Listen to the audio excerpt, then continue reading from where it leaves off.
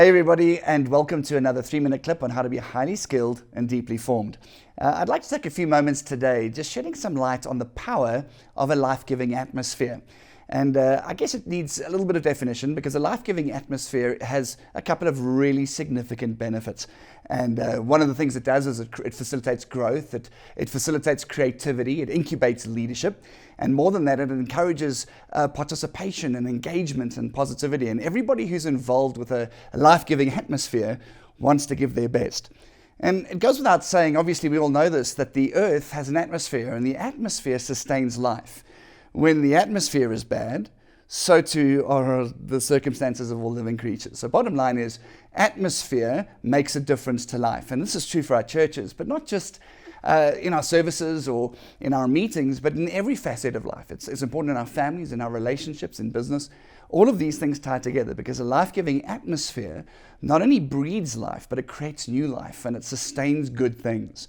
And when we go all the way back into Genesis, we see that God worked on atmosphere when he was working on everything that he created. We see that in Genesis 1, that the earth was formless and empty. And then it says in verse 3, and God said, let there be light, and there was light. God then invested in atmosphere. Why? Because atmosphere is so important. So when you and I are building our churches and our relationships and our families and our staff and our meetings and all those kinds of things, a life-giving atmosphere matters. And there are 3 things that we can look at today very quickly. 3 attributes to a life-giving atmosphere. Here's the first. It creates clarity, or it has clarity. When you and I are looking at a life-giving atmosphere, we need to create clarity. Clarity, as Pastor Byron says, is kindness. Here's where the kicker comes in. The more clear we are, the greater the atmosphere. God said, let there be light. He shed light on the atmosphere.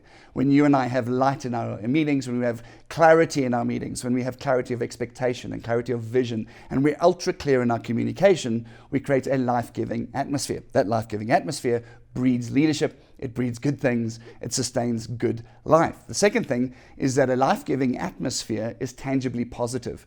This is massive. A positive environment instills greater participation, greater encouragement. People are willing to put more effort into anything. And this is what's so important. Each and every one of us have walked into an atmosphere or into an environment that is tangibly positive. You can feel it.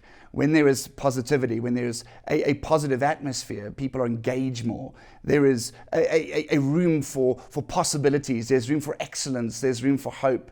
And the outcome is extraordinary. When there is a positive atmosphere, we have extraordinary results. And number 3, a life-giving atmosphere builds towards the vision. Let's go back to the atmosphere on earth for a moment. It has a vision. Its vision is to build and sustain life.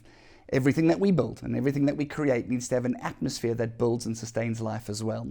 And our life-giving atmosphere will create room for new life, new opportunities, creating of new ideas and philosophies. And we can birth and create new things that build new results that are extraordinary.